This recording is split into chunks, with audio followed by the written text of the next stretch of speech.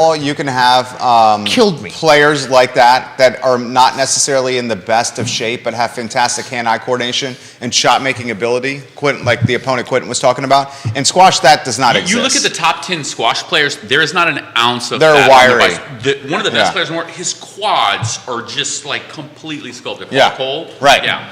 He's got a BPM that when he's playing is regularly like 180, 180, easily, yeah. Right. All right, guys, we're going to get this show rocking and rolling. Quentin Beckham is in the house. Lee Elberson is in the house. Real estate, if you like real estate, this is the show for you. But frankly, with Lee and Quentin in the house, if you like Central Virginia trends and storylines and things we're seeing, this is going to be a fantastic 90 minutes. Quentin Beckham is on the front lines of business locally from a real estate standpoint, a closing standpoint, a titlement standpoint, from an agent standpoint. He's just got his hands in a lot of different fires behind the scenes. Elberson as well has got his hands in a lot of fires behind the scenes. So here's the show for you. If you want to know about Charlottesville and Central Virginia comings and goings, put in the feed. We'll relay it live on air. Judah, we could start this program when you're ready. I see the newsroom at the local TV station down the street watching us right now. J-Dubs, let's rock. Quiet on the set.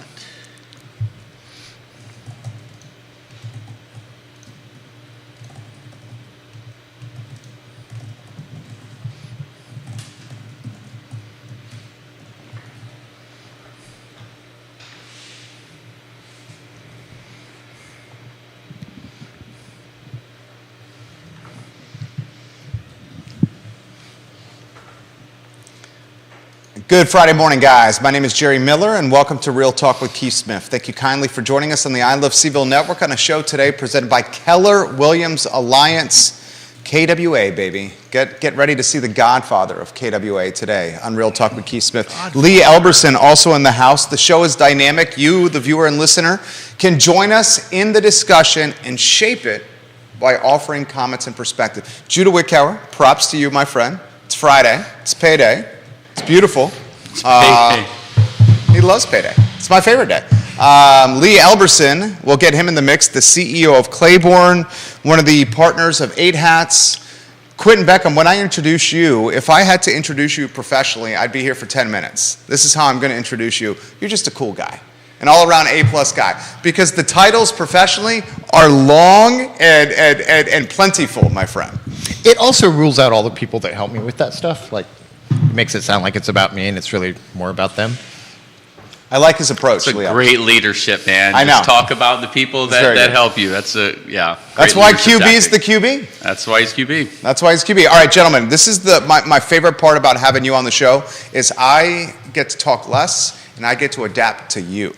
So here's what I'm going to do. I'm going to go looks before beauty? Stylish attire. So I'm going to start with Quentin Beckham. Looks before stylish attire over here, Lee Elberson. I'm giving him a zing over here. Thank you. Quentin Beckham, you get to go anywhere you want on any topic. Outside of my generic affinity for rainbows, I just want to point out that you guys mostly see him in a suit. This is more the real Lee. I would agree with that. I agree with that. Colorful, over the top. You know what I mean by that? Approachable, likable, easy to talk to, incredibly intelligent, but when you're interacting with Lee, you just like, this is just a guy I want to belly up to a bar with. Just a good guy. That's what QB means by that. And when he says belly up to a bar, he means that's probably where you're going to find Lee if you're just out and about. It will be in a bar. I did help manage a bar crawl on Saturday. So put that in perspective, shall we? Or shall we not? Yeah, sure. I helped my good friend and a friend of the show, Scott Williams from Camp for Real, is starting an effort he's calling Celebrate Seville, which is a variety of different ventures, and one of them was a 90s themed bar crawl. We started at Cardinal Hall, went to Vitae, and then ended at Botanical, and really we were trying to get people together, not really just to drink, but really just to enjoy each other and play some good music, and we did that. We had kids celebrating prom join in with us. We had, I think they were probably a couple in their 60s that followed us for several stops and were dancing, having a good time, and that's really what it was about. People from all walks of life just celebrating the good parts of Seville. We know there's a lot of things we need to work on, but we're trying to celebrate some of the things that make Seville so great. Scott Williams, I love that. I would love to highlight that at any time on this network, my friend. You're a true ambassador of Central Virginia. Quentin and Lee, what has tickled your fancy or what has intrigued you of late? I mean, the first quarter's behind us. We had Justin Ritter on the show on Wednesday. He's a closing attorney for businesses, so he helps like startups and small businesses come to market, lease negotiations, contract negotiations, buyouts, etc. He says some of his clients, best time ever, crushing it. Other clients, they're literally doing like the bankruptcy selling of assets here. So it seems like some are crushing. It seems like others are like, what's going on? Show us yours on that topic. I mean, the term adapt or die, I think, really resonated with a lot of businesses during COVID. And I think maybe we're starting to see that now. I mean, certainly the federal government was trying to help stimulate growth during the pandemic. Some of those efforts were successful. Many of them failed miserably, as we saw from a lot of the PPP funding scandal. But yeah, I think now you've seen this, Jerry. I see more businesses for sale through your network than I've ever seen. And just in talking to businesses, I think the pandemic has really changed how people view, what their worth is as a business owner. And I know that we had to adapt a lot of our policies and how we do business at Claiborne. And, a lot of that was sort of scaling back and thinking, you know what, maybe we don't want to grow nationwide. Maybe we want to just be the best tutoring company in Central Virginia. That seems to be a scale that we're happy with. Outside of that, it's really difficult to hire. We were all, the three of us were talking about that ahead of time, and I think that's a big part of what small businesses are struggling with. QB? I think we started talking about this in the pandemic. We talked a lot about coming out of the pandemic, we'd see a K-shaped recovery. And so I think you're seeing this play out in small business. And so there are services that we spent 2 years being at home and buying homes so that we could stay at home and really changing how we socialize and the things that we do and that we invest money in. And so I think you're just seeing that K-shaped recovery continue to play out where different retails and office work and stuff has just shifted, and small business and the market in total hasn't quite figured out where people are yet and how to bring stuff back to their doorstep. And it used to be we went consistently and constantly out to where the services were, and that has changed in terms of the percentage. I love going out, and if you look at the number of times I'm out in a month now versus before, it hasn't recovered. It's not the same.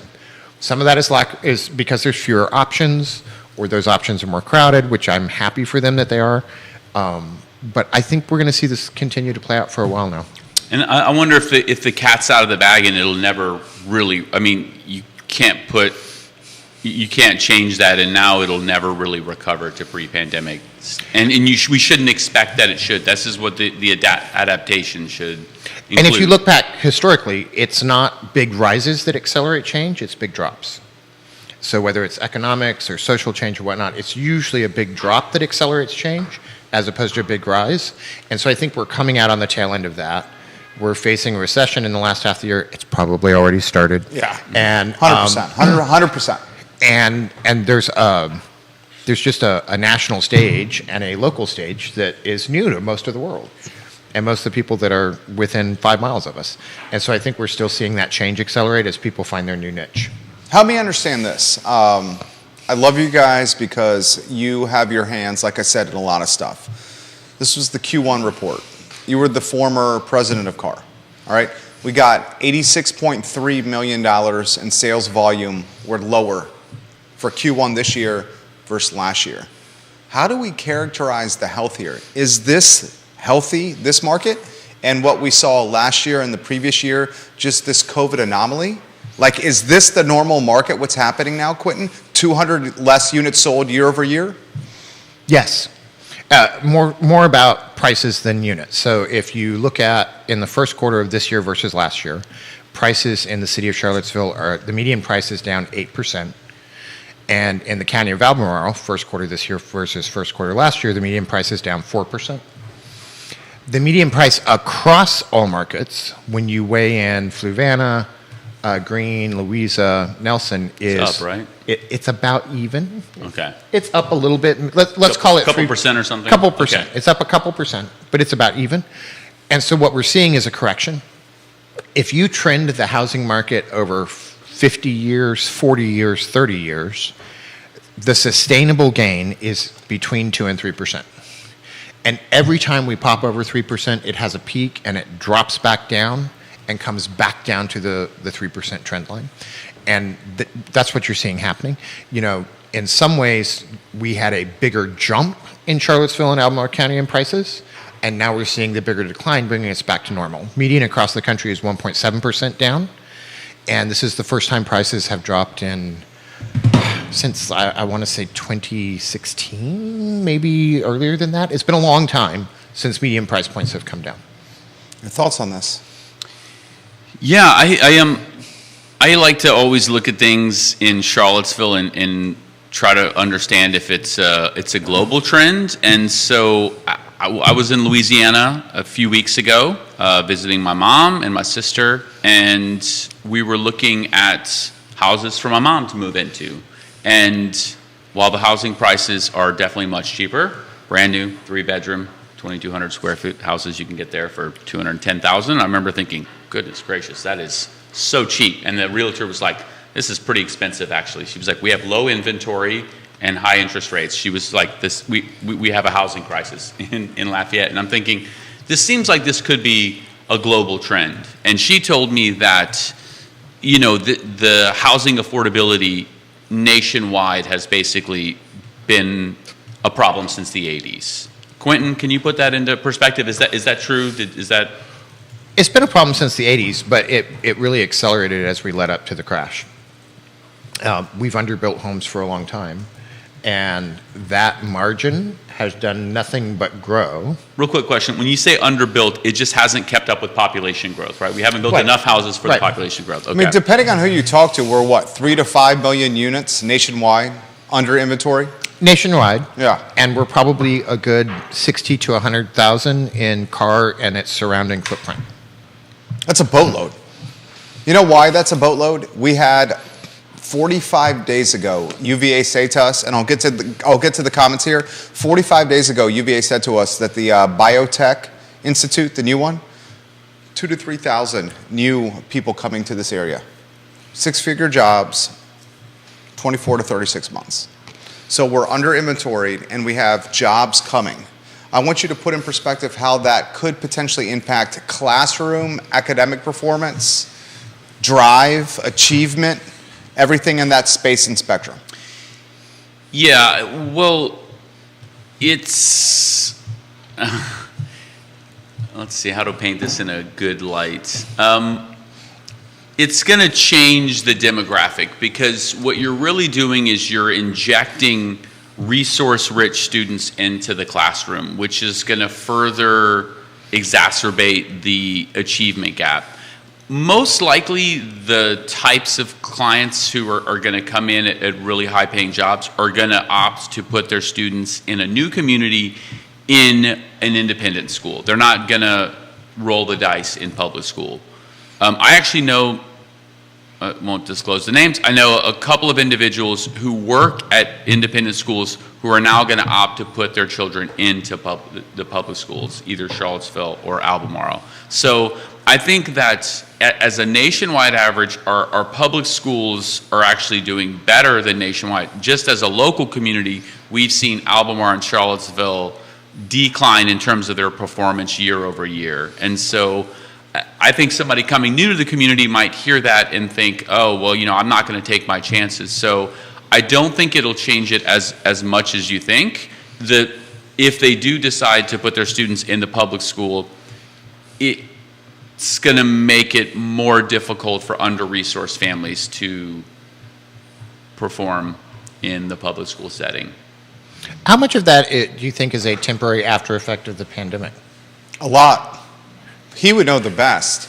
But Well, I mean, and that's why I'm asking it with a question mark. I'm just curious, like, I have no intention of raising any more children, in part because I'm too old. You're, And it's so hard. Oh my gosh. It's so hard. I mean, it's the hardest thing I've ever birth done. rates are down, right? It's the hardest thing I've ever done by far. It's not even close. I mean, put like launching a business in perspective. This is like 1,000x harder. And then do the second one. He's got 2 kids. He knows exactly what. Well, it's the same reason I don't have pets. So because hard. I had 2 daughters. I've done my part for the animal kingdom. Yeah. I'm not going to do any more. Boy, I really hope your daughters aren't watching. His nephew routinely watches when Quentin Beckham's on the show. What's his name? Is it Michael? Michael. Yeah, he routinely watches. The fact that I know that is crazy. Blake Hawthorne, his boy is watching. Is he in Cali right now? Yeah, Blake's in probably in Sacramento. Yeah. He says there's absolutely no inventory. 44% less available inventory nationally due to a multitude of factors. Blake's wife is a realtor, and so he deals with this. We have, from what I can tell, and yet our inventory has doubled year over year. Quarter to quarter, our inventory has practically doubled here in the local area. from what I can tell, you have 4 LOs watching, loan officers, on the program. Okay, I see 2 home inspectors and 2 appraisers watching. A handful of KWA agents watching the program right now. I pay them. Are we, okay, I'm choosing my words carefully here. Okay? Actually. Because we're all in the supply chain. I'm certainly on the supply chain we call real estate. Okay? Where are we at here? How do you characterize what's happening? Are we fragile right now? Is this fragile? Ask a better question. Is this economic? I don't know what you're asking. Okay, real estate, I would say UVA we know is number 1 from a driver of the economy in Central Virginia, 300,000 person market. UVA is number 1. We know it's about $6 billion from the Weldon Cooper study on the defense sector. Defense sector is $1.2 billion. I would freaking love to know a study of what CAR does, because I think you're right there with the defense sector with the $1.2 billion yearly impact. Here's a stat from CAR. $86 million less in sales volume quarter over quarter, last quarter versus this quarter. I want to characterize or ask you this. How do you characterize the real estate economy here in Central Virginia? Is it fragile? Does it have momentum, tailwinds, or headwinds? How do you look at it? I think it's correcting. There's nothing about, I actually am applauding a lot of our quarter over quarter information. So as low as you might feel the inventory is, it's still improving. As terrible as you might feel the prices are, they're getting better. And one of the big issues with real estate accelerating is that it creates a logjam. The narrower and deeper the river gets, the faster it flows, the more likely it is to drag things along and clog itself up. And that's what we've been experiencing for the last 2 years. And that narrow, deep bandwidth made housing way more inaccessible. As we see things start to broaden out and slow down, you have more opportunity for accessibility, because now people that couldn't sell their home 2 years ago have an opportunity to sell their home because now they have a choice of where to go. And you're going to continue to see the inventory become larger. It's still too low. Like, a change of 1 year is not going to make up for the 20 years we've underbuilt homes. We have more permits for new housing than we've ever seen, and 43% of those permits are for multifamily, townhomes and multifamily housing. You read the report. You did your homework, dude. So this is really, really good. The linchpin in a lot of this still lies with the localities and the municipal governments and how quickly they let that come to fruition and how easy they make it. Here's an interesting, I want you to jump in here. Jamie Turner is on the advisory council at Woodbury Forest. Okay. He's watching now. He's got a comment specifically for you based on something that you said. Quentin. If we have wealth sprinting to Central Virginia to live with affluence and resources, it's a 300,000 person market. We know people with bags of money are coming here. Is that not good for your business? Is that not good for your business? Is that not good for Woodbury Forest? Is that not good for Botanical? You mentioned Botanical. Mm-hmm. Is that not good for Scotty Williams? Is that not good for small businesses that need new customers? Here's what he says, and then I'll get out of your way, because you're ready to go. I can tell. He says, I'm interested in Mr. Elberson's take on the disparities between men and women when it comes to career and educational successes. And he says, we're struggling with this at Woodbury, and multiple people are saying the affluence that's coming into this area is creating competition in the classroom that they did not anticipate with their youngster. All right. So first comment is injecting more wealth into an urban setting good for local businesses. Yes, I think as a community we look at affordable housing and gentrification and making sure that we don't displace some of the workers in the community, and I think it's almost certainly bad for that. It's already bad. As Quentin said, this is a several decade long problem. There is not a single thing we could do in the course of a year to fix the entire problem. Now we can start to course correct, I think, and try to make things better, but if it's been happening for 30 years, there's nothing we can do now. So yeah, I think it's definitely good for my business.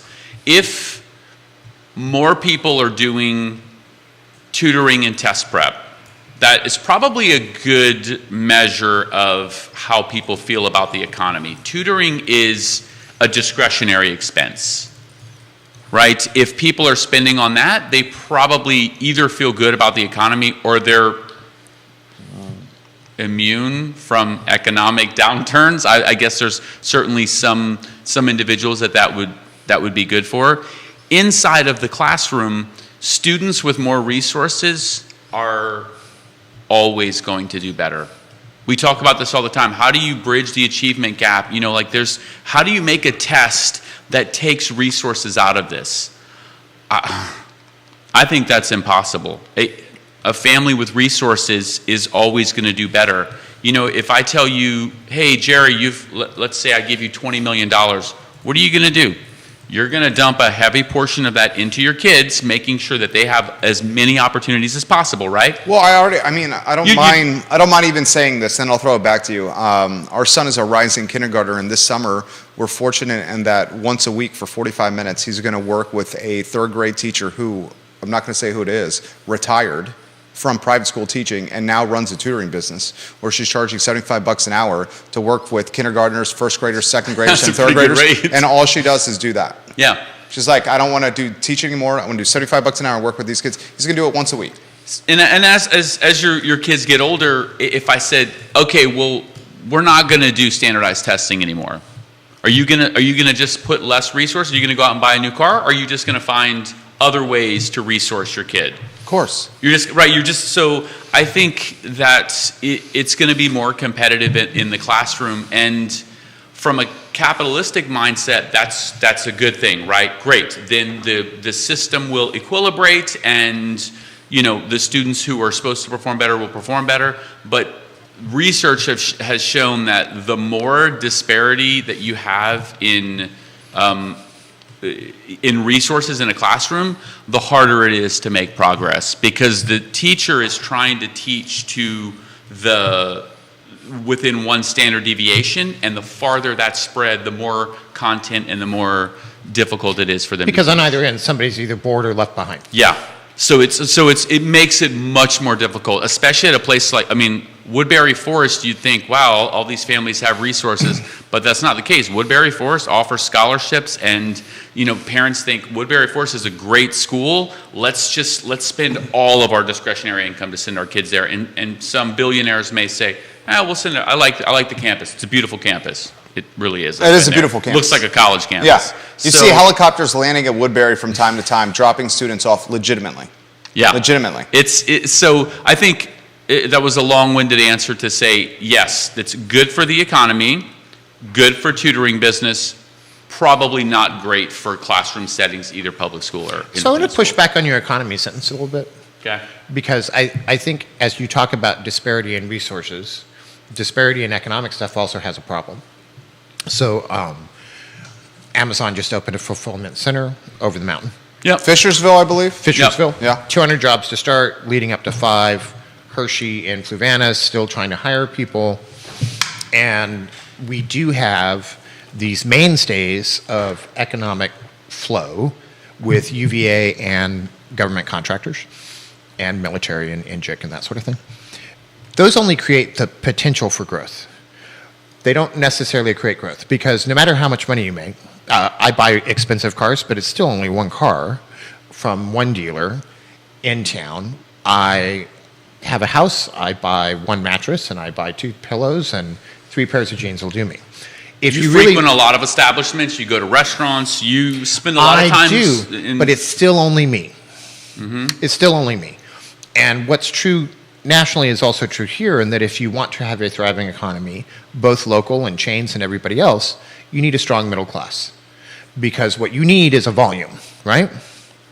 So when we don't have volume, we don't have that equilibrium between growth and consumer, and 63% of our economy, both locally and nationally, is consumerism. So as you start to shift the spectrum, we still have all the people that aren't working making 6-figure incomes. They just now are spending so much money on housing and transportation that they can no longer support small businesses in the local economy. And it makes a huge difference. It makes an enormous difference to the total vibrancy, growth, and thriving of any economy of any size. And so often, that disparity in resources plays out economically in a way that can continue to be self-fulfilling. And we have to have a good spread of economic incomes and resources in retail for all varieties of economy if we're going to continue to maintain a good growth and a good vibrant area. 1,000%. And here's the problem. Both you guys are right. With new people sprinting here, they're cannibalizing the limited inventory that we have in this market, which is then pushing folks that are on the financial margin away from the epicenter of employment. And as they get pushed away from the epicenter of employment, they're determining, is it worth my time to drive to the city to take this $15 an hour job, or do I do something completely different? So a lot of these small businesses that are like, oh my gosh, all these wealthy people are coming here, it's great for my business. The collateral damage of the wealth moving here is they're taking the housing stock away from the people that will work the $15 an hour jobs, which are paramount to the small business owner's success, which is the point Beckham's making here. Yeah. We're losing the middle and lower middle class and upper lower class that are staffing the small businesses. And the folks that I see that are in the most precarious predicament, I'll get out of y'all's way here, are the folks that rely on a lot of people at that entry price point for labor. Interesting, our unemployment ticked up just a touch. We're still better than any national or state averages. Second, 3% or something, or 4%? I would have to look. I want to say we're at 2.6 here in the car footprint. I can tell you here. Neil Williamson would know too. He's watching the program right now. I want to say we're 2.6. It is 2.6 exactly. Second biggest loser in jobs. Hospitality and service industry. So pandemic ended, restaurants opened, they brought back staff as best they could. Many staff had moved on, and it got harder and harder to hire. If you're talking to local business owner restaurateurs, one of their continuing ongoing nightmares is they can't put staff in front of clients. Nursing shortage too, right? Not done. And how many of these wealthy people are going to have bad service or no service at a restaurant before they stop going?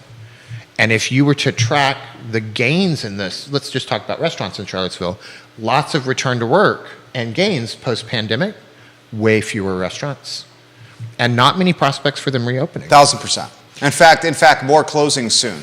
Closing soon. Yeah. Riverside Village just got a waiver from Albemarle County Board of Supervisors because part of their neighborhood development plan was that they would have 8,000 square feet of commercial and retail, and they can't fill it. They can't fill 8,000 square feet. Mm-hmm. And so they actually got a waiver to reduce the square footage of commercial and retail they have to have so that all that empty space next to Grit Coffee no longer prevents them from continuing their development. What do you think, Lee? Well, I'm curious if I agree with all of Quentin's point. I'm curious if you think that's the primary factor of why we're having trouble finding workers for $15 an hour, as you say. I think we can't find labor because we don't have the housing for it that's affordable to offset, to say, here's $15 an hour. $15 an hour is 30 grand. $15 an hour is 30K, right? Yep. What housing can accommodate a 15? I agree with that. I would say, has the increase in housing unaffordably tracked with the drop in available workers not working those $15 an hour jobs. I would say that the drop in workers has been more. I don't know what the other effects are, and I guess that's what I'm asking. It's What are the other? I would tell you it's an economic Krebs cycle. You're familiar with the Krebs Yeah. cycle. So is it directly there? Thermodynamics. Michael Beckham, hello. We were just talking about you. Is it directly there? No, it's just 2 steps away. So if I am the $15 an hour worker and I can't even find an apartment that's 3 bedrooms for me, my other half, and our 2 kids, I have to move further away. Now, in addition to the rent that's hard for me to make already, I've added a transportation cost. Right. Now we've come to what we call brittle poverty. So not poor, I'm working, I'm paying all my bills, but I'm one bad transmission failure, I'm one car accident, one needing to replace 4 tires away from not being able to make that trip. As we continue to make housing unaffordable where the jobs are, and as we push people out, eventually you have to pay more money to get them in. We're now in what we call the wage price spiral of inflation. And in an economy our size, that's not a supportable continuing thing. Because there's not enough customers. There's That's not what enough, he's saying. There's not enough staff, there's not enough customers, there's not enough housing. Yeah. And even if there is housing and there is customer base, if you don't have accessibility of the employees to get there and serve it, Right. that business dies. When was the last time you took the train from Waynesboro? Never. Oh, there isn't one. Yeah. Right. Right. Yeah. I mean, that's the kind of stuff that I think about at night right there.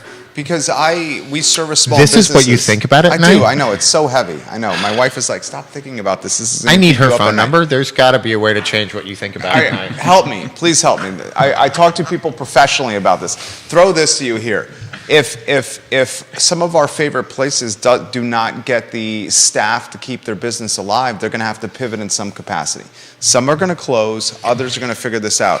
Maybe the way you figure it out is what Brazos is doing at Barracks Road, where it's more pick up at the window like they did at Ix, where initially the plan was going to be more table service. Now it's more pick up at the window because they don't have the front of the house staff to do the table service here. So like, what's the role of the technology? What's the role of the innovation? Is it impossible or unfair to say that a small business owner who's just trying to keep their lights on is going to be able to pivot to kiosks and AI and ChatGPT and mobile apps and curbside pickup? Or is that what we got to do? I think part of this is that, yeah, I mean, if they can't find the staff for the front of house, that is certainly an issue, but maybe they're just also serving what customers have now wanted, right? As Quentin said, post-pandemic, not everybody wants to go out and just sit in a restaurant, right? They're either too busy or they don't want to bother with it, and so they would prefer pickup. So, I think it's two-sided coin, right? Like if the customers aren't asking for it, then that's part of the business that you're not able to serve, and that's why it's hard for you to be able to pay your wait staff what it takes to be able to retain them. I agree, except I don't think it's even. Consumers determine the services we offer, but the services offered determine where consumers go. And I think in this particular case, it's more of services offering than it is consumer driven. There's a lot of things that are very consumer driven. Most of the changes in real estate and how we practice as brokers and agents, very consumer driven right now. And I think if anybody in real estate is watching, don't miss the boat that it's all about the consumer. Because that is the thing that if you want to be ahead of the curve, you've got to be focusing on. But there's also there's a derivation of what kind of consumer we create by what's available. Yep. Restaurants right now are full, but we have 45% of the restaurants we used to. There you go. Yeah. And the dining room shrunk. And the dining Since room COVID. shrunk. Yeah, there it is right there. So, and was that a market shift that needed to happen? Maybe the Locally- pandemic just pushed that along. Locally, probably yes, you would say. But it also means that for that earner slice, jobs diminished, and we no longer have an opportunity for those people. There has been some shifting. There have been people in those slices that found better work.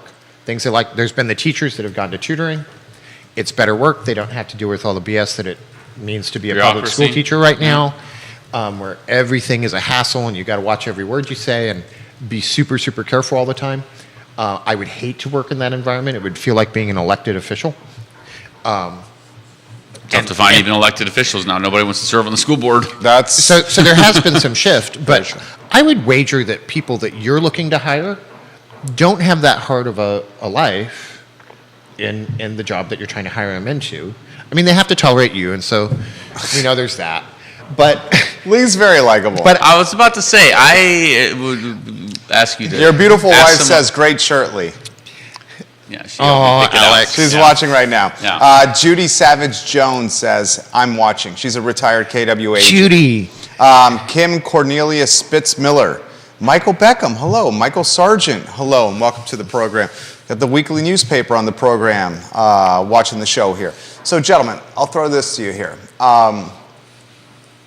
You feeling pretty good about where we're heading for the back half of the year?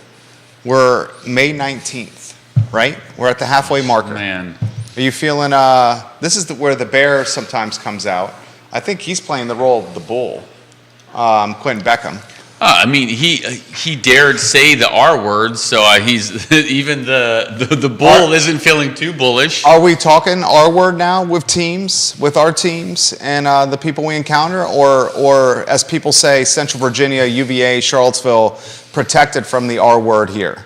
$1.2 billion defense sector yearly impact, $6 billion UVA impact on Central Virginia. We don't know what CAR is. I would love to see what CAR's impact is on Central Virginia. I would also tell you that these numbers you're throwing out, although accurate, mostly, are also just potential impact on the economy, not actual.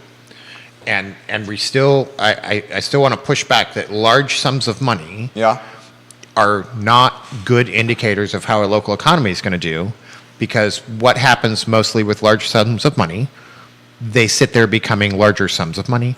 They don't fuel or provide any economic or social utility. They sit there doing a next to nothing. In fact, that's the problem when you have too much of a gap. It's not that rich people take over and spend too much, it's that they don't spend enough, because they're still only consuming one household's worth of goods. It could be a big household, square footage wise, but they don't power the economy in the same way as middle class do, and lower middle class when you provide opportunity for them to participate in the lower So based on that in take, the local economy. based on that take, you're a little nervous then, I'm not nervous because I am not surprised. okay? When I used to see patients and a 75-year-old came in with atrial fibrillation, I was not surprised. I didn't give him a big card and a slice of cake like he'd achieved something. But, there are things that shouldn't be surprising. If you want local business and small business to thrive, you must have a thriving middle class to go visit them. And the longer we let disparities happen, that's bad. Am I happy that we're going to go into a recession? Not necessarily. On the other hand, the economy has really just worked really, really hard. And if you run a marathon, there's a good chance you're in bed the next day, and it's time for us to go to bed. And until that happens, you don't even have an opportunity for a correction, because there's no magic thing. There's no new technology or something that's suddenly going to pump up the economy for the middle class. Quick sidebar, just a trivia question. Have you ever run a marathon? No. Okay. Neither have I. But I have, yeah. Okay. I You did did- the I Ironman, did The right? Richmond Marathon is an amazing marathon. Anyway, I did ride 425 miles over 4.5 days on a non-electric bike. Ooh, I was about to say, I could do that on an electric bike. Wow, that's legit. California? Nope. Oh. No, we went from Burlington, Vermont to Portland, Maine. Oh, that's pretty. I was going to say that I am also not nervous, but here is my bull hat. I think the local economy and just the United States in general is pretty resilient, so that's why I'm not nervous about us entering in a recession. I do think that there's going to be some attrition in businesses. There's not anything we can do about that. Of all the entrepreneurs, hundreds of entrepreneurs I've met in Charlottesville, they are very resilient, and pivot is the name of the game for small businesses. I think larger businesses have a much more difficult time pivoting, and long-standing businesses like Claiborne, we've been doing the same thing for over a decade. It's much harder to turn that ship because you have these ideas of what the business should be, and you're less likely to pivot. So I think it's a lot harder now to start a business in 2023 than it was before COVID. I think if you're launching a business in 2023, you have a much more difficult environment locally in Central Virginia than you did in 2019. I would say that's, I would push back on that and say that if you're jumping off and starting a business as your sole source of income, then that's true of many. Which is what a business is. You If can not, define then a that would be a side hustle. You can start a business as a side hustle. Right. I think if I was a single man starting a business, I was like, cool, I'm just going to start this, and this is going to be my whole source of income. That's because what I you know did. what? I'll eat ramen noodles for a month, and I'll do that. That's fine. Yeah. If you're starting a business in your 30s and you already have kids, it makes a lot more sense to start as a side hustle. A lot of businesses that start say, hey, I have a pretty stable job at UVA, and I'm going to start this as a side hustle, and I'm going to determine a point at which this can be my full hustle. If ever, maybe this will always be a side hustle. And I think with that respect, then it's not as difficult as you're painting it. But if you're saying that, you're framing it and saying you have to start a business and that's going to be your sole source of income, then what you're saying might be true. For Quentin Beckham specifically, this question's come on the feed from Michelle. Jerry asked the question you asked the other panelists about rates dropping and what that could do to the real estate ecosystem. So here's how I phrased the question to the other ones. Michelle who? Michelle Clatterback? Is that right, Michelle? Clatterback? She says this, ask the question that I asked about rates dropping, so I will. This is the question I have. Are you ready for this? If rates drop to the 4s and we get more buyers jumping in the mix, how does that impact things locally? Rates aren't going to drop to the 4s. Scotty Moe thinks high 4s by the end of the year. I would tell you 5s. Okay. Although I suppose there's places where they're close enough as to not matter. I would tell you 5s.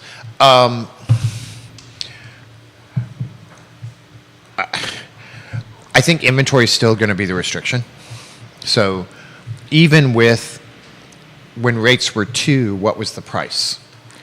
And who could qualify for those houses? And so inventory is still going to be the restriction. And until we start creating inventory at a faster pace than we need it, this is a spiral that's slowing down a little bit, but still spiraling, and certainly not going the other direction. So it will be helpful for buyers when those rates go down. But if there's a limited inventory, there's still a limited inventory. I'm happy with all the signs I'm seeing in the quarterly report. I'm happy about prices coming down. I'm happy that our inventory has doubled, even though the raw number is smaller than we would like it to be. These are all things that are good for the housing market and for our local economy in total in terms of housing, because for most of Charlottesville and the surrounding areas, housing is the big cost and is the big issue. And it is an issue that can not just be expensive by itself, but create others when you have to move further and further away from where you work. Speaks back to resourcing. All of these things for slowing down are, I think, going to make it less difficult for most of our population, and it's still not going to fix the primary issue in that we don't have dense enough housing close to work, we don't have enough development land available, and the process from permit to key is too long. Quentin Beckham, guys. This comment comes in, and Michelle, you're right. I do know your son from pickleball. Thank you for leaving that comment. Lee, any take that you want to offer on the banking issues of late? Justin Ritter on the show on Wednesday highlighted how some local banks, the publicly traded ones, how their market cap has really shrunk a lot since First Republic and Silicon Valley Bank had their runs. Maybe we talk financing if you want to go down that road. I really want to pick your brain, though, on AI, ChatGPT, and your take on something in that space, because I know you have something to offer there. Love that. Yeah, I've been on ChatGPT since its Does inception. ChatGPT scare you, or is this I mean, let's embrace it. Let's rock and roll. Do you want to Okay. talk any of those two? Okay. Financing is a little outside of my area of expertise. I would say in the last year, I think the speculation bubble on technology has burst, and I think maybe that's speculating on what small banks can actually do and the banking sector does when they have finance resources and where they invest it. I think when you scrutinize it and you look at Silicon Valley Bank, and it's like, oh gosh, like why did they do this and why did they do this? I don't know. Maybe was it just a number of unfortunate issues that happened to them that weren't practices that the other banks weren't doing anyway. And I think the banking sector is hopefully adapting and thinking about those practices, but it's not surprising that when there is a catastrophe like that the market cap will shrink. It happened with tech last year, I think, when Bank of the James, Virginia National, Blue Ridge Bank. Look at their market cap. All has diminished quite a bit since these runs of these big banks. Q, I don't know if you want to touch this at all. I think we forget that banking is an inherently fragile industry. And so a lot of what seemed like secure, safe investments 4 years ago, it's no longer true. And so depending on the length and the amount of investment regional banks have, that's problematic. I think if we do have, yes, we're seeing market cap shrinks, and I don't think that's done yet. I think if you're looking for what's going to be the next problem for a regional bank, it's a lot of the commercial crash. We have a lot of mostly empty buildings that are loans that are held locally by regional banks, and the ability to remortgage those is really, really limited right now in a way that landlords and building owners can manage. Justin said the same thing. That's So- a very good point. So if you're looking for, yes, we need to continue fighting inflation, and the Feds probably are not going to raise the rate again no matter what they say, but they have to keep saying that so that we don't worry too much or spend too much. If you're looking for the next thing that would be dramatic, outside of a new war or participation in some sort of police action, it would be that regional banking crisis. Lee Elberson? I don't have anything to add to that. I was already thinking about ChatGPT. I can't wait. Yeah. I see the wheels turning. Yeah. So ChatGPT, I think, is just the most popular of language models. There have been language models around for a decade. I think what has happened here has happened before. I think when the idea of autonomous vehicles first hit the public eye, there was many people of our generation that were surprised that it came as fast as it did, because it sounded like it was the stories of science fiction. Wow, we're going to have these self-driving cars. Well, self-driving cars have kind of lost almost all of their market cap. Pretty much everybody but Tesla has removed almost all of their financing in full self-driving. Uber sold off its shares. Cruise has dropped theirs by like 75%. Tesla pulled theirs off the market several times in the last year, and they, I think, are putting it back in a couple of weeks, they say. But I think when a new technology hits, you hit that cycle where all the investors are in. It's very exciting, and it's scary because it's going to disrupt the market, right? Where are all these Uber drivers going to go? Now with ChatGPT, you have this language model that it essentially can prepare answers to questions of varying degrees of difficulty, right? If I want to come on this show and I say, hey, how do I answer these really complicated questions about real estate? It can give me answers on a very high level. If I ask it for something about localized, the car report, it doesn't know anything about that. It's based on very old data, so it can give you very high level answers, but what it's not going to do is it's not going to be able to really add much about anything that's going to require empathy, which is like equity and inclusion and things of that lens. So I think the jobs that it will displace are going to be jobs that were probably going to be displaced anyway. Those sort of jobs are jobs that need to be automated. So, for instance, for the tutoring industry, if parents are going to ask us questions about, hey, what's a timeline for testing? What's this? That's stuff that I have to answer all the time that any computer can answer. If they're going to tell me, hey, my student's ADHD and really doesn't like this teacher, what's the best strategy?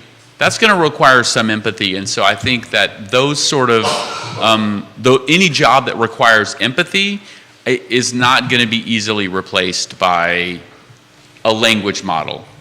Does that make sense? Perfect sense. Why, just out of curiosity, self-driving cars, you brought them up. Why the lack of momentum, you think? Take Cruise to be specific. Much harder problem than they anticipated. I think the initial piece of being able to look at standard situations on a highway and say, we're going 70 miles an hour, look far enough ahead and tell me where I need to turn and stay inside my lane and slow down and be careful for, just be careful for the cars around us. Anything in a city or a complicated intersection, imagine an intersection that the lanes change, such as hydraulic, right? You're at that intersection, it's like they move over when you get to Trader Joe's by almost an entire lane. A car doesn't know that. There's no lines, there's nothing to guide it. Anything that's abnormal, which is a lot of our intersections, it's really difficult to understand all those permutations, and a vehicle has to take liability. When you sign Tesla's their end-user license agreement, if the car gets into an accident when you're under full self-driving, if it's level 4, it's the car is responsible. Now, if they back it off to level 2 or 3, the human is responsible. So if I have to drive anyway, why on earth, would I pay for it? Why would I pay for it, right? And so I think that it was a harder problem to solve, and it didn't completely for Uber, if it's not going to replace the driver, then what is the point? It's making it a little bit easier. Quentin probably knows a lot more about this than I do, and so I would love to hear his take. That's a great take. I was stuck looking up empathy just to get a definition of it. So you lost me after that. I think Quentin has empathy. It's in a jar. I love Quentin. He's the best. He's very empathetic, man. Judah's laughing over here. I think everything you said is correct, and I think part of why it's failing is because it just didn't live up to the professed dream on the side of the consumer. Tesla said we'd have full self-driving cars by 2020. I had a Model S Plaid with all the full self-driving features, signed up for it, signed up for the beta, which I had briefly before my driving score went too low, and they took it away from me because I accelerate too quickly, apparently. Is that true? That's true. Really? Wow. That is absolutely true. And it was downright frightening. And so I think... what? The car driving by itself? Much of it. So on a freeway where it's doing stuff much like Volvo has done for years, where it's just basically keeping you in the lane and not running into the car ahead of you. I think that's pretty standard, and a lot of cars are doing that well right now. City driving and coming up to a stop sign, which was fun to play around with, as a practical matter, I don't know that AI for driving cars is anywhere near a place where it can respond and be good where non-AI cars exist. It's just not going to work unless everybody's on some sort of pattern and software that is uniform, because humans are amazingly ununiform. And much like swinging a bat, we do things in a way that is subconscious as opposed to conscious, and that's impossible to train. I can't tell you how to ride a bike. I mean, I can, but I can't in a meaningful way explain to you how to ride a bike. I need to put you on and give you some colloquialisms and shove you along and then let go when you're not noticing, and your body figures it out. A lot of driving is that sort of reflexive stuff, and so to write it out in code and get a system that responds appropriately is just really, really difficult. and we're not living up to the sci-fi dreams that the consumer wants. Do we see AI? Real quick sidebar there. Interesting Yeah. you mentioned the riding a bike thing. Actually, I do know somebody that wrote How to Ride a Bike. At University of Maryland, he wrote an entire thesis. It was an 88-page thesis on how to ride a bike. And the complexities of trying to explain something that you have to experience and how you take it for granted. It's like, just take balance. What is balance? Is it left-right balance? Is it this forward balance? And why is it better when I'm moving than when I'm going slow? Like, what's up with that? Yeah, you explain concepts like momentum. So anyway, yeah, I think that's interesting. I think a lot of things, I think a lot of life, actually, more so than we're willing to admit. By the time we explain how to do it, that knowledge is no longer transferable. And so, children, toddlers, need to fall about 10,000 times. And that's how the small part of your brain figures out balance. Is it was like, oh, this doesn't work. That hurt. I probably shouldn't do that again. And then the next time they come across a different obstacle, they try the next thing. That doesn't work. We're more cataloging failures and learning how to avoid them, which is a great Warren Buffett phrase, by the way. Just, there's no secret to doing well. Just avoid failing. And that's a lot of how we learn. And we're in a society that expects zero failures. So we're expecting self-driving cars and healthcare to be perfect. Right. And they're never going to reach that level of productivity. How about AI in real estate? You thought about that? Where we'll see it? There's a lot of ChatGPT work going on in real estate that is very, very effective. And I think there are ways that we're already using algorithms to better put things in front of consumers. Supplements your job, right? But, there's this argument going on between a agent-enabled technology versus a technology-enabled agent. And I think a lot of where we're seeing this shift to consumerism is the power of the consumer is that it's no longer about the agent. And I'm sorry, agents, it's not about you. It really is about the consumers. Many of you are amazing, but it's still about the consumers. And that relationship between a technology-enabled agent to meet all of the big circle of things that clients really, really need in a real estate transaction. I love it. Yeah, I think that hits on something important. A lot of the doom scrolling that happens in AI is like your job is going to be replaced, right? Everybody's like, hey, I've heard this tutoring platform is all AI. I think we need to think about it as it should be meant to supplement what we do and empower us all do better instead of it's going to replace your job. Because, yeah. I'm still a fan of Stephen Hawking. Like, the biggest threat to humanity is AI. I mean, the godfather of AI at Google just quit. I mean, we talked about this, Judah. He told everybody in America, he's like... I wouldn't say he's the godfather, but yeah, he created... he's worried that... He's one of the forefathers. He's worried that artificial intelligence is... One of the questions that was asked by that AI was...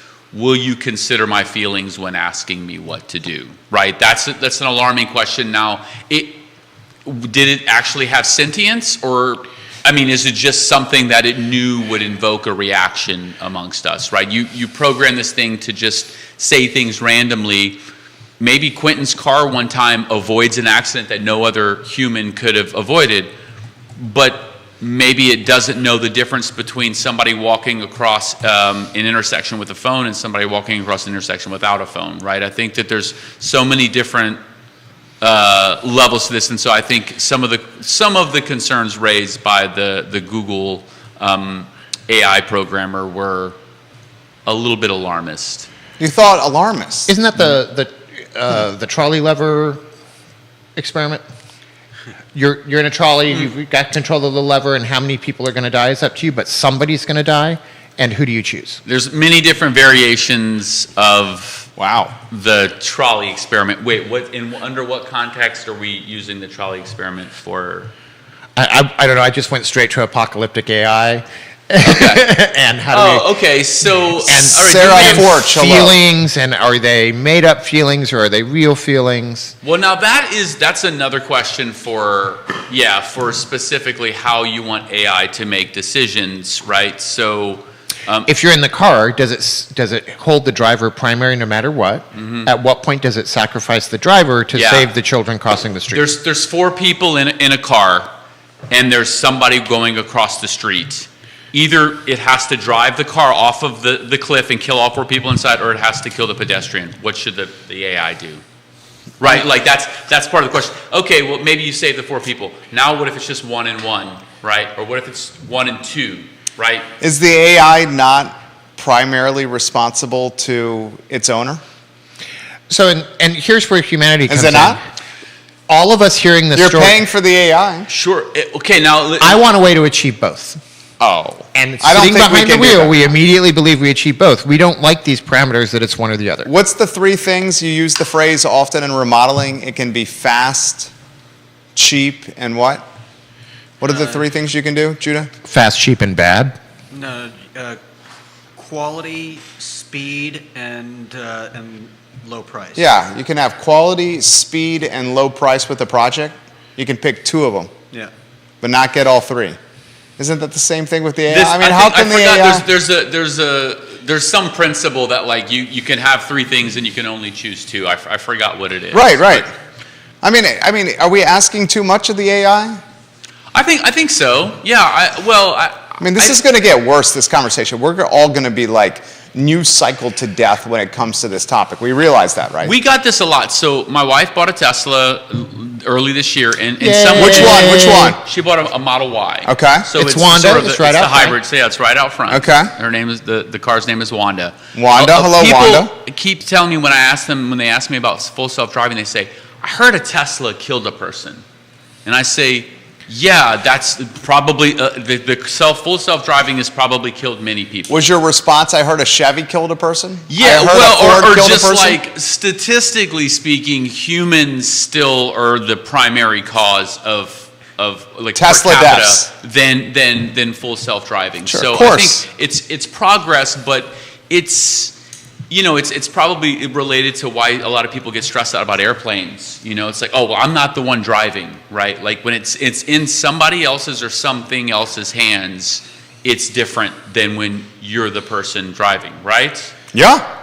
Once I get on that plane and sit down, my stress just melts. Well, mean, that's yeah. the cocktail in Because front of I've you. done That's the everything- drink in front of you. I have done everything in my control. I've done my job. My work is done. I don't have anything else to do until we get off the plane. Nora I love Gaffney, welcome to the program. She's watching the show. That might be the what's the drink you choose on the airplane? Is it a Jacket Coke, or just probably bourbon on the rocks? Quentin knowing you. likes He's just straight bourbon. He doesn't In the like morning, anything. if it's a morning flight, I have a screwdriver. Oh, screwdriver's great. Oh, that's great. Yeah. Usually a Some glass of vitamin wine is C, good for me. You know.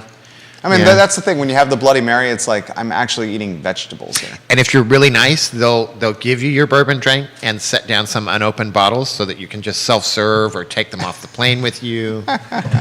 Do we still have time left on the show? Plenty of time. Okay, all right. So I'm going to We have frame. plenty of time. We talked about this a little bit ahead Love of time. you guys.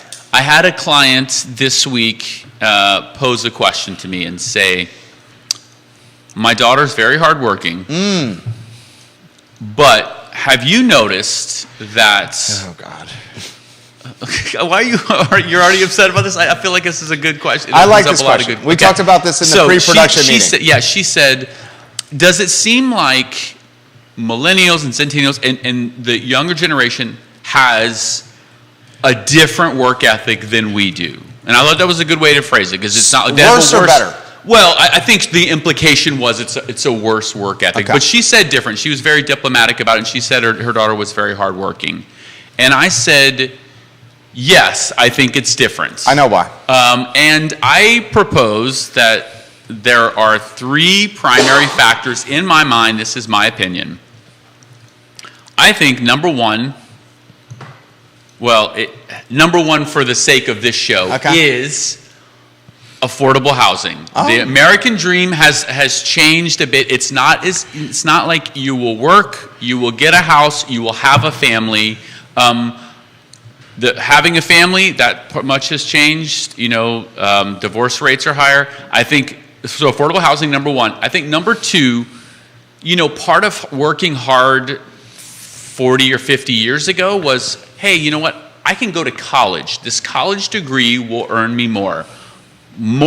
College degrees are more ubiquitous now than they've ever been, and so it doesn't mean the same. You graduate from college and you're working a $15 an hour job. Plus the debt. So I think those two factors. The third one, you're going to be super shocked that I say this. I think social media has changed the work ethic, and I think it's When I hear something crazy on that, it's a broad term. Anything from YouTube to TikTok. I think it has changed the work ethic. I think keeping this to things that they have studied and they have found. People who use social media more are more inclined to overspend on things that are not related to saving and saving up for a house. So I think, yes, the work ethic has changed because what they're working for is different than what we were working for when we were a kid. Those are my claims, and I know Quentin is going to refute all of them. So. That's not true. Okay. We have like 8 minutes left. I'm not even sure I can get into this with you. You go anywhere you want. I also Do you agree with any of my points? Let's start there. I agree that things have changed. I do believe social media is the devil. I missed some of it because I was posting and answering a text. While doing the show. Well played. I missed While a little doing bit the of what show. you had I think to say. social media is the devil while I was using it. Yeah. And I also just believe generationally goals have changed based on availability. So as we've moved from becoming like the industrial manufacturing capital of the world over the last 60 to 100 years to a really service-oriented industry, we've really focused people on experiences versus stuff. And so you're seeing a lot more value placed on the opportunity to have experiences versus stuff, something that I don't necessarily disagree with. And we've moved, as we've limited the upward mobility of generations, every generation a little less available. We have less upward mobility than the United Kingdom, a nation that still has a aristocracy. Then you have to find other things to do. You have to have a different goal if you realize that certain doors have just been shut to you that have nothing to do with you. And so you have to find different goals. So I resist the notion that there's this generation of coffee shop misanthropes that are just lazy and have no drive. There are coffee shop misanthropes that are just lazy and have no drive. They're just not necessarily an entire generation, nor are they limited to that generation. And we have to be realistic about, if you just graduated college last year, what are your opportunities for the next 10 years? And is the dream of home ownership really available to you in light of interest rates, prices, No, it's your not. potential No, it's wage, not. and your student debt? It's not. Compared to 50 years ago. So am I willing to hunker down and save every penny and eat ramen for 10 years so that I can buy a home? Or am I going to take the summer off and go travel? So it's exacerbating the issue. Yes, you could, but It is increasing the proclivity. I'm hesitant to call it an issue. It's just the way the world is right now. And so until there is a change where a door opens, I'm not going to be the old guy. I'm not a boomer, but I'm still kind of old. I'm not going to be the old guy trying to push people through a door that's not open. Mm-hmm. That's a fair point. I feel like you're right. When you say it's changed and the negative connotation on, their work ethic is not what mine is, yes, that is true. And I'm saying, it's because you're not working hard enough or you're not trying to do the things that I did.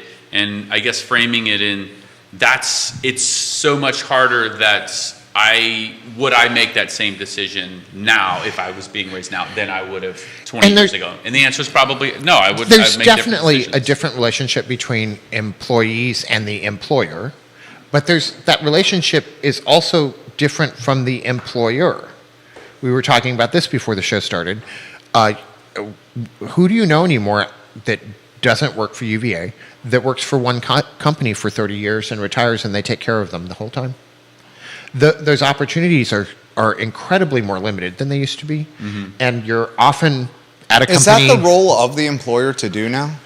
Does the employer have to do that? I'm not trying to assign blame. Yeah. I'm just identifying that it's assigning blame to a whole generation is wrong when really just the opportunities are different and the way we succeed is different.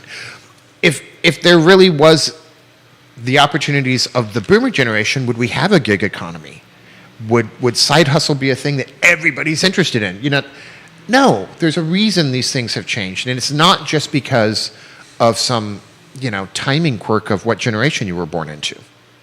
I mean, I think social media undoubtedly is influencing this generation. Like, let's cut to the chase. If you can sit in your room in the air condition in front of your phone and talk into a microphone for periods of time and make money, of course you're going to want to do that over being like a lifeguard or a busboy or a waiter or working at Abercrombie and Finch at Fashion Square Mall. Everyone wants to be an influencer. But there was at a time, probably the detriment of their mental health. But there was a time though where we said Beavis and Butthead was going to contribute to the fall of older millennials, or The Simpsons, or Mad Libs, or Rolling Stone magazine, or talking on the phone, or instant messenger, or passing notes to kids.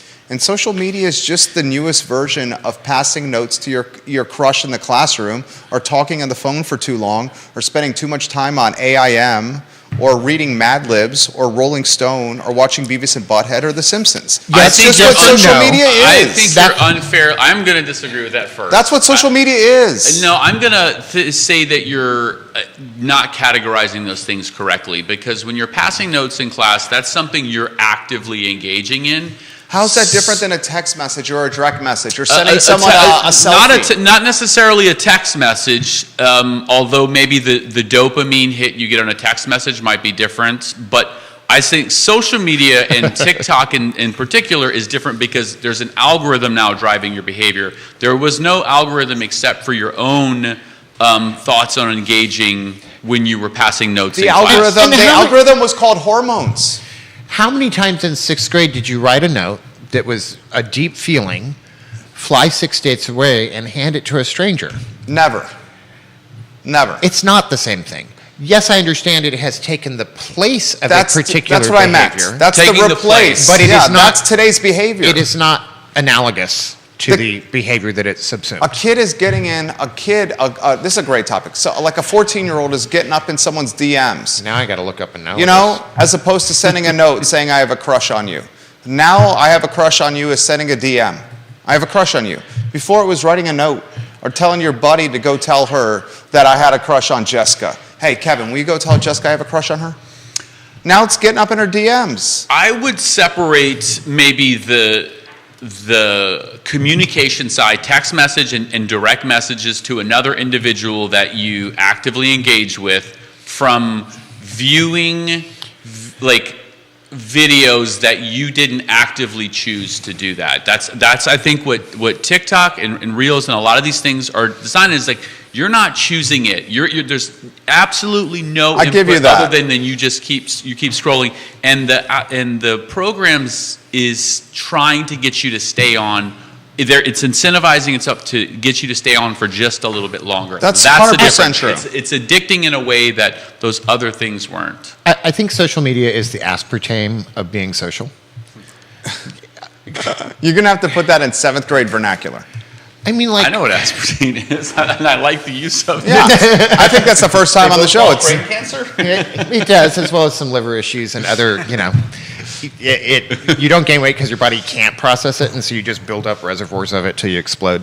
But that being said, often we participate in things that feel like they're actual relationships, and we forget that they're not. For sure. And so back when I worked in healthcare, we worked 40-hour shifts, and all through the night, and you were working with the same 5 or 6 people for 2 years, you often felt like they were your super close best friend, and you would share personal details that nobody wanted to know because the circumstance that made it feel like a close relationship. I get that. And it wasn't. Social media is the same thing. Frequently on social media. Maybe even a step removed even. Unlike passing a note to somebody that you are stuck with for 9 months, social media creates some of the same things, much like dating apps create some of the same things. And yes, people have learned how to navigate both in ways that are successful for them. But as a general rule, the failure rate is much, much higher. You can watch people post innocuous things on Facebook and get destroyed by 1,000 strangers that I'm wondering, why do you care what this person had to say? And then you have other people that live their life on Facebook that I'm like, why are you living your life on Facebook? Right. Go find some friends. Right. And that's probably a generational comment. I don't think that's a generational comment. But I think that's reality. I think there is a social utility to a lot of the media that we use for particular things. Certainly, it exists here It exists in some of the work that I do. And I mean, some of you're teaching classes at KWA. Who's the agent? The agent that recently led a class for KW agents on social media. Right. She had the Facebook cupcakes that she brought to your she seminar? did, and that's We're not saying that's there's no Courtney. value Yeah. for social media. Courtney, that's right. But remember that those values are more limited than actual humans. Yeah. And so social media is a way to connect with people. It's good for marketing. There's even whole businesses in town that just use social media as a marketing thing, right? There's people that run whole businesses Heard around about that, yeah. I've heard about those companies too. Yeah. You know, most of them get mixed reviews, but I'm willing to give them a shot. And You have to have a very charismatic leader to be successful. Thank you very much, Lee Albertson. I've always enjoyed you. I always feel like when we talk about social media, the social part should be in really, really small type. I agree with as you. opposed to the media part. Yeah. And I think it's really easy to forget, much like night shifts in an operating room, that person I'm talking to online about really sensitive topics is not Lee, where we have history where I can say incredibly stupid and thoughtless things, and I've slowly in very, very small increments deposited into this account of kindness and grace with him over the years, so that when I do that, I have enough in there to make a big withdrawal and save our relationship. And that is not what has happened on social media. Agreed. When I've got 50,000 followers. You don't know 49,950 of those people, and the 50 that you think you know, you don't really know because you mostly know them online. Well, here's the next thing, and whether we want to admit this or not, this is the early, and Carol Thorpe, you're right. She says social media exposes you to strangers of the world, passing a note limits you to people you know in your classroom. Where we're at now in social media is so early stage. Very soon, social media is going to be interacting with all the people in your living room, sitting next to you in your couch, having conversations with people that may be technology or images that are actually not people. And I know you think that's scary, but that's going to happen. Well, I will say this, Jerry. Remember last year, all the rage was the metaverse. And Metaverse is still a rage. Have you seen Meta's stock since November? Have you seen their most recent I would say earnings the report? Metaverse, I'm not going to call it a failure, but they've definitely... We're not even in the first inning. Like, the Metaverse hasn't even gotten... The Metaverse is in spring training. The season hasn't even started. Okay. We're in training camp with the Metaverse. I would say it's not... my outlook has not changed, that I don't think it's what we think it's going to be. And I think...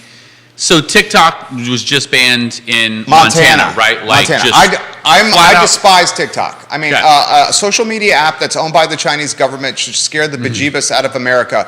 In particular, I don't know if it's if it was owned by if China it was owned by has an influence American over company, ByteDance. I don't think it would be. I don't think it would be any better. I disagree. Why? Why would it be any different? A communist country has influence over an app that has the most influence over teens in America. I don't a communist think. country that has beef with America. Okay, I'm going to say that I don't think that the corporation that owns theirs. ByteDance. If it was owned, yeah, I know it's ByteDance. If it was owned by an American corporation, I don't think American corporations have value systems that are any better than the Chinese value systems. Their job is to get you to engage more in that. They're driven by profits. I think it's one of the downsides of living in a capitalistic society is that there's really no moral standard in those types of corporations. Now I got to look up morals. I could be a naysayer. Well, no, I mean, Quentin, maybe do you? It's right next to empathy. You weigh in here. Do you think if it was owned by an American corporation, TikTok would be better? It would be better in some way. You're not concerned that a communist country has influence over the #1 app teenagers use? That's not what. I think that's a red herring. I think associating it with the ownership is red herring and where it comes from. Really? Yeah. Wow. That's not what concerns me. It concerns me that then why is the that American addictive. government responding how they're doing? Where the American government is literally saying the communist country has influence over this, so we're going to ban it. Would we like to make a list of things the American government does that none of us understand? Touche. Touche. How big would that list be? How Pretty much damn time long. is left? Yeah. Are we upset that it's a communist country, or are we upset that a different country created this social media app that a lot of a whole generation wants to engage in, and it's not ours? I mean, the communist company, You know- this company can control an algorithm that's putting atop of a news feed the Kia challenge that encourages 13-year-olds to hotwire cars and steal them. Meta's Instagram encouraged teenage girls to increase Suicidal- their suicide rates. Do you wanna know how many- That's what How I'm concerned with. many bombers looked up how to build it on YouTube? 100%, 100%. So I think I mean, this is a topic for another show. But if you're Yeah. concerned about the effect TikTok is having on the youth of America, your concern about TikTok is wrong. You should be concerned about the youth of America. Being on this smartphones. is, it's a tool. It's a tool. you guys, And if you ban TikTok, but you still support, private gun ownership, you should really think about your psyche. That's also for a whole nother show. That's a different show. That's a multi-part series. that's a week Yeah. of shows right there. Why don't we close on something exciting? Sure, please. I adapt to you guys. Can I close on something that was exciting that we did? Also, the shirt. Yeah. Festival International and Jazz Fest are both Louisiana festivals based on trying to bring in cultures from all over the world.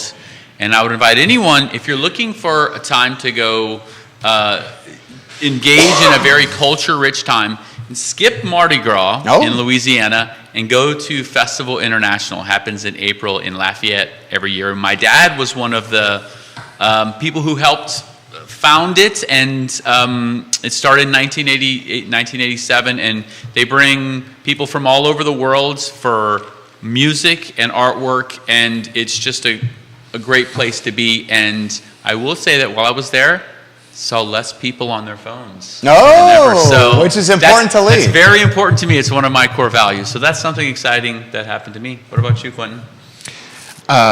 Dune 2 is coming out soon. Are we going to have a viewing party we need to rent a Dune theater 1? like we did. Okay. I'm very, very excited about that. He did a Alamo, viewing party right? for Dune 1. We did it at Violet Crown, I think. Was it last Violet year. Crown? We should Okay. do it at Alamo. It was Violet Crown. Yeah. Quentin Beckham, Lee Elberson, you guys are awesome. Sincerely Thank you love for you having guys. us. Thank you for joining me. I love doing the show with you guys. Love being on can the you? show. You're on next week, I believe, right? A week from today, yeah. Week from today, Quentin Beckham. So this is the show. We have fun. Quentin Beckham, KWA, Lee Elberson, Claiborne, Judah Wickhauer. My name is Jerry Miller. We talk about anything Charlottesville and Central Virginia related to your Or anything. anything at all.